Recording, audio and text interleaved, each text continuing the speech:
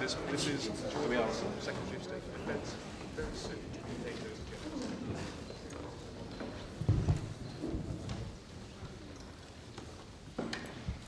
General. Quite nice to come into a press conference smiling.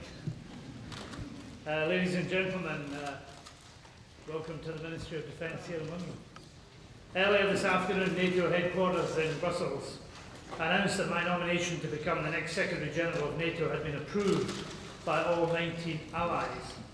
I am very grateful to all the allied governments for putting their trust in me.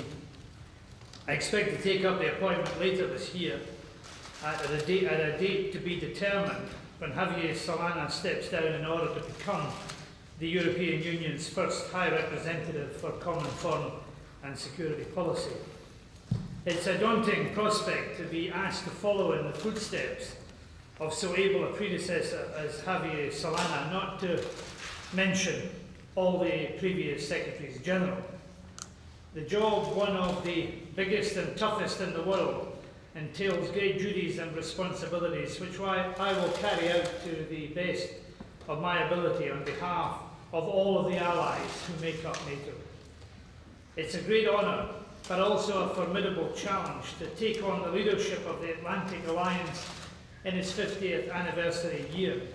But I very much relish the prospect of helping to build on NATO's success in Kosovo, reinforcing the European military capability within NATO, and reaching out to Russia, to Ukraine, and to NATO's other neighbours in the search for a safer continent.